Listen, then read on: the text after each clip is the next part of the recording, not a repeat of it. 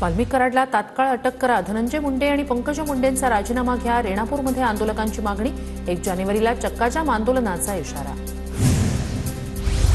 लातूरच्या रेणापूरमध्ये सरपंच संतोष देशमुखांची मुलगी वैभवी देशमुख भाऊक, आक्रोश मोर्चा दरम्यान वैभवी देशमुखला अश्रू अनावर। संतोष देशमुख हत्या प्रकरणी बीडमध्ये उद्या मूक मोर्चाचं आयोजन, एसपी ऑफिसवर धडकणारा मोर्चा आता जिल्हाधिकारी कार्यालयावर धडकणार, सर्व संघटना सर्वपक्षीय नेते रस्त्यावर उतरणार। महाराष्ट्रात कायदा सुव्यवस्था राहिलेली नाही, बीडचा बिहार झालाय, फडणवीसांनी बीडचा दहशतवाद मोडून काढावा, खासदार संजय राऊत यांची मागणी। संतोष देशमुख हत्या प्रकरणाच्या तपासाला जाणीवपूर्वक उशीर केला जातोय, खासदार बजरंग सोनवणेंचा आरोप।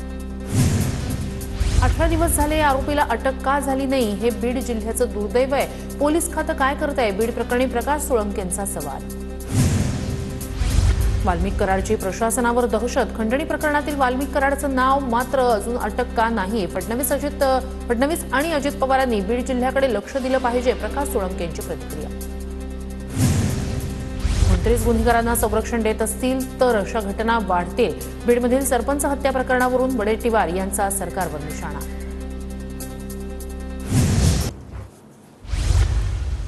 मुंडेंचा राजीनामा घेत नाही तोपर्यंत बीडमध्ये लढा देणार, बीडमधील हत्या प्रकरणावरून अंजली दमानिया यांचा पुनरुच्चार। अजित पवार भ्रष्ट आहेत, बीड प्रकरणी त्यांच्याकडे मागणी करणं या जन्मात तरी शक्य नाही, अंजली दमानियांचा अजित पवारांना टोला। परभणीच्या पूर्णात सरपंच संतोष देशमुखांच्या हत्येच्या निषेधार्थ जनआक्रोश मोर्चा, देशमुखांच्या मारेकऱ्यांना तात्काळ अटक करण्याची मागणी।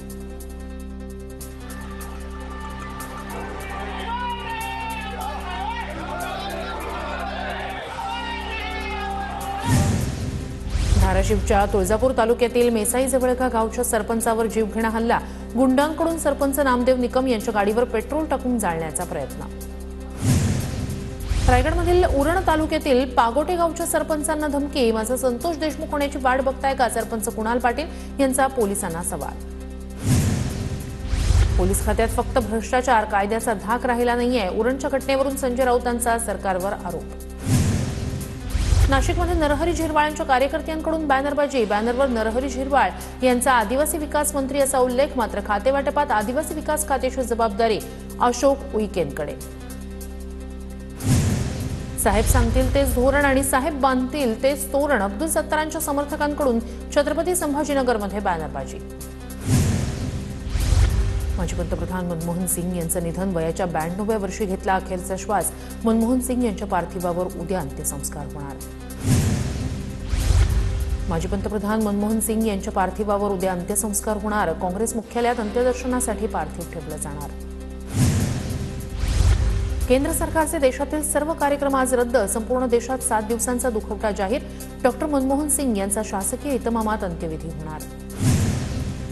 पंतप्रधान नरेंद्र मोदी आणि गृहमंत्री अमित शहांकडून डॉक्टर मनमोहन सिंग यांच्या पार्थिवाचं अंत्यदर्शन, मोदींकडून सिंग यांच्या कुटुंबाचं सांत्वन। भाजपचं 1 जानेवारीपासून सदस्य नोंदणी अभियान, वर्धा जिल्ह्यात 3 लाख सदस्य नोंदणीचा मानस, एका बूथवर 200 सदस्य नोंदणीचं उद्दिष्ट। नांदेड जिल्ह्यात झेंडूच्या फुलांवर कर्करोगाचा प्रादुर्भाव, बाजारपेठेत फुलांना 10 रुपये किलो भाव, शेतकरी आर्थिक अडचणीत। पुण्यातील पानशेत सिंहगड खोऱ्यात भातमळणीचं काम अंतिम टप्प्यात, यंदा भाताच्या उत्पादनात 10 ते 15% वाढ। धनंजय मुंडे आणि पंकजा मुंडेंचा राजीनामा घ्या, वाल्मिक कराडला तात्काळ अटक करा, मराठा संघटनांची मागणी, 1 जानेवारीला रेणापूरमध्ये चक्काजाम आंदोलन करण्याचा इशारा। यवतमाळच्या भोजला गावात रस्त्यावरील खड्ड्यांमुळे नागरिक त्रस्त, सार्वजनिक बांधकाम विभागाचं दुर्लक्ष, नागरिकांचा आरोप। पुणे शहरातल्या हडपसर परिसरातील पाणी पुरवठा सुरळीत करण्याची काँग्रेसची मागणी, मोहन जोशींच्या नेतृत्वात काँग्रेसच्या शिष्टमंडळानं घेतली पालिका आयुक्तांची भेट।